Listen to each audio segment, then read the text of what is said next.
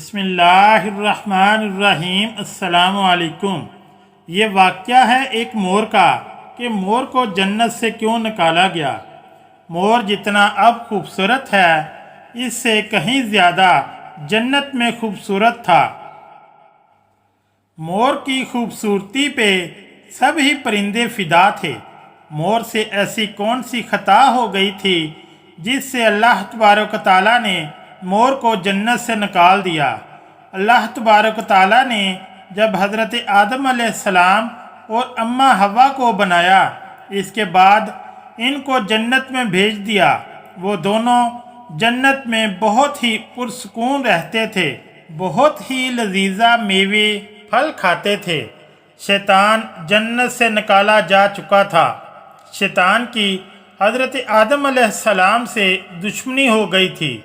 शैतान ये चाहता था कि वो किसी भी तरह हज़रत आदम अलैहिस्सलाम को जन्नत से निकाल दे और साथ में अम्मा हवा को भी जन्नत से निकाल दे। शैतान को ये खबर हुई कि हज़रत आदम अलैहिस्सलाम को तमाम मेवे खाने की इजाज़त है, लेकिन गंदम खाने की इजाज़त नहीं है।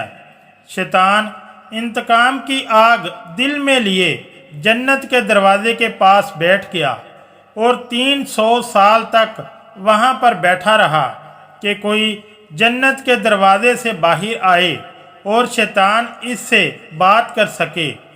एक दिन अचानक से मोर जन्नत से बाहर आ गया। शैतान इसको देखते ही बहुत खुश हो गया। इसको कहने लगा, ए खुशनुमा परिंदे।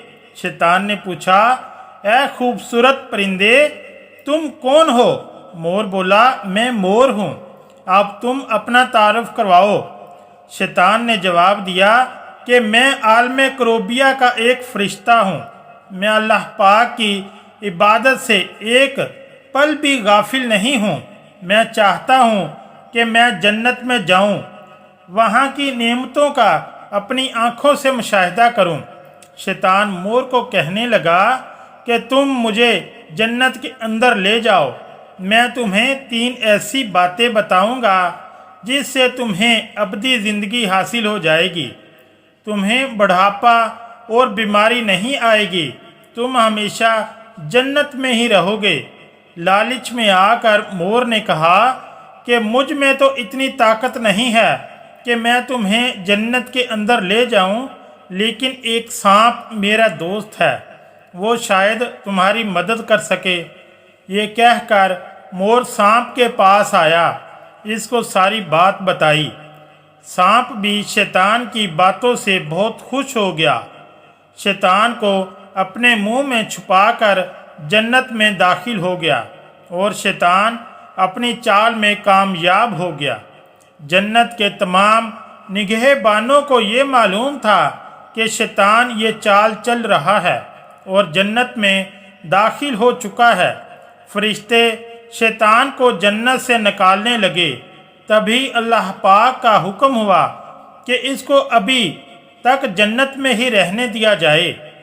वो फरिश्ते अल्लाह तबारक व तआला के हुक्म से रुक गए। शायद ये हज़रत आदम अलैहिस्सलाम का इम्तिहान था। शैतान हज़रत आदम अलैहिस्सलाम के पास और अम्मा हवा अलैहिस्सलाम के पास जाकर अपनी मोहब्बत का इजहार करने लगा। वो दोनों शैतान को पहचान न सके क्योंकि माजी के मुकाबले में शैतान की शक्ल तब्दील हो चुकी थी। शैतान कहने लगा कि मैं चाहता हूँ कि आप दोनों हमेशा जन्नत में इसी तरह ज़िंदगी गुजारें, हमेशा खुश रहें। हज़रत आदम अलैहिस्सलाम इसकी बात बहुत गौर से सुनने लगे। शैतान ने कहा, अगर आप मेरी बात मान जाएं तो आपको जन्नत की और भी तमाम सहूलतें मिलेंगी। हज़रत आदम अलैहिस्सलाम शैतान के बहकावे में आकर कहने लगे कि ये किस तरह मुमकिन है। शैतान कहने लगा, एक गंदम का दाना अगर आप दोनों चख लें, आपको अबदी हयात हासिल हो जाएगी और आप जन्नत में ही रहेंगे। ये बात सुनकर हज़रत आदम अलैहिस्सलाम के दिल में रुझान पैदा हुआ, लेकिन इनके दिल में अल्लाह की नाफरमानी का खौफ गालिब आ गया।